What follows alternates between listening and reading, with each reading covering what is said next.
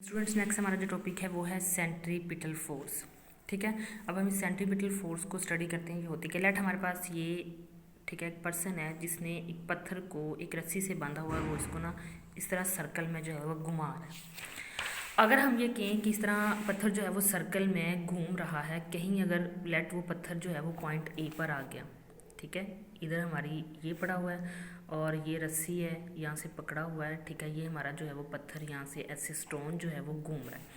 अब यहाँ कहीं अगर ये टूट जाए रस्सी तो क्या होगा, ये स्टोन इसी तरह सर्कल में घूमने की बजाय ये ऐसे उड़ के साइड को चला जाएगा।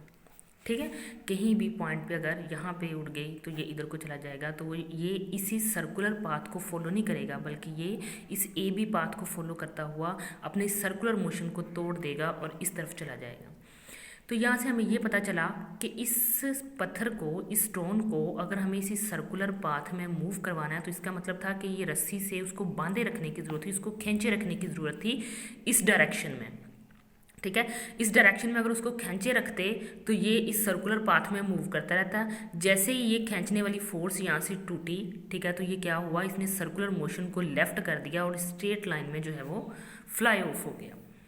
तो फिर हमने यहाँ से जो है वो ये रिजल्ट खज किया कि इट्स मीन्स कि इस पत्थर को, इस स्टोन को सर्कुलर पाथ में मूव करने के लिए जो हमने कहा इस तरफ खींचे रखने की, ठीक है, ज़रूरत थी, ये इस तरफ, इसका मतलब एक फ़ोर्स की ज़रूरत है जो कि इसकी सर्कुलर मोशन को कंटिन्यू करेगी। अगर ये फोर्स प्रोवाइडेड होगी तो ये सर्कुलर मोशन में मूव करता रहेगा।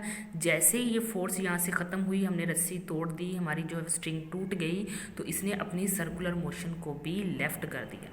ठीक है, तो ये जो फोर्स जो इस स्टोन को, इस सर्कुलर मोशन को उसकी को कंटिन्यू करती है, इस फोर्स को हम नाम देते हैं सेंट्रीपिटल फोर्स का। ठीक है, the force which keeps the body moving in a circular path is called centripetal force. ठीक है, नेक्स्ट हम इसका फॉर्मूला ड्राइव करते हैं। लेट हम कहते हैं कि हमारा जो है वो एक ऑब्जेक्ट जिसे हम सर्कुलर पाथ में मूव करवा रहे थे, पहले वो पोजीशन ए पर था, यहाँ से मूव करता हुआ वो पोजीशन बी पर चला गया। ठीक है, इस ए और बी पोजीशन यानी कि ओ ए से वो ओ बी पोजीशन पर चला गया, इनके दरमियान जो एंगुलर डिस्प्लेसमेंट हुआ उसे हमने कहा कि इतना उन्होंने जो है वो एंगुलर डिस्प्लेसमेंट कवर किया। ठीक है, ए से बी हमने जो है वो एक स्ट्रेट लाइन ड्रा कर दी। अब हम कहते हैं जब पॉइंट, हम सिर्फ पॉइंट की बात करें, हम लाइन ओ ए की बात नहीं करें। मैंने कहा जब पॉइंट ए पोजीशन पर था तो उसकी वेलोसिटी v1 थी। ठीक है, जब पॉइंट बी पोजीशन पर चला गया तो उसकी वेलोसिटी v2 होगी।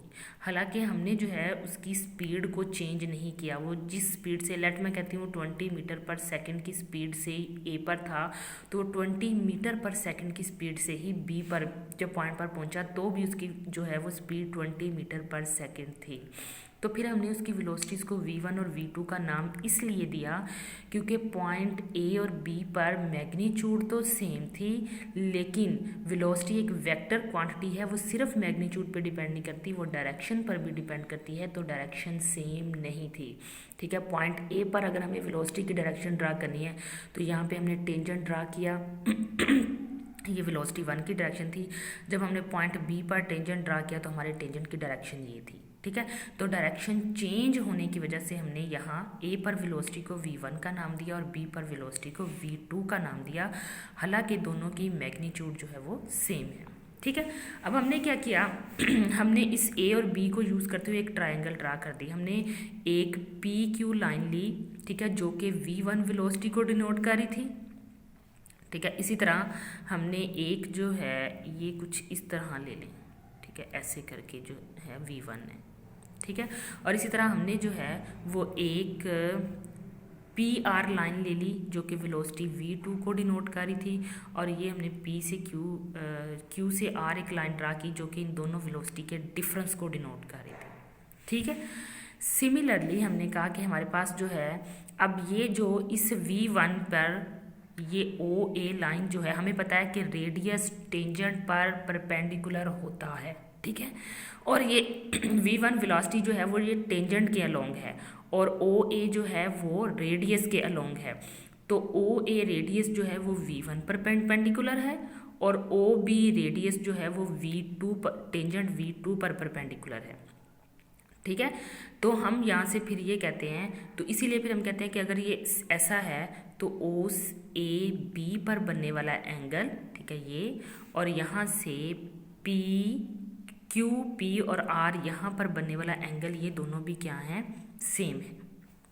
ठीक है, नेक्स्ट हमारे पास जो है हमने क्या किया, ये हमारे पास दो ट्रायंगल्स आ गई। ठीक है, अब अगर हमारे पास क्योंकि पॉइंट 1 और ए और बी पर वेलोसिटी चेंज हो रही है, तो वेलोसिटी के चेंज होने से एक्सेलेरेशन प्रोड्यूस हो रहा है, और हमें पता है एक्सेलेरेशन इज इक्वल टू होता है change in velocity divided by time, ऐसे ही है।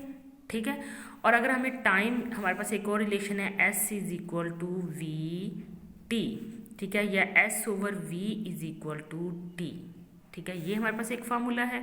यहाँ से हम डेल टी की वैल्यू उठा के इस इक्वेशन में पुट करेंगे।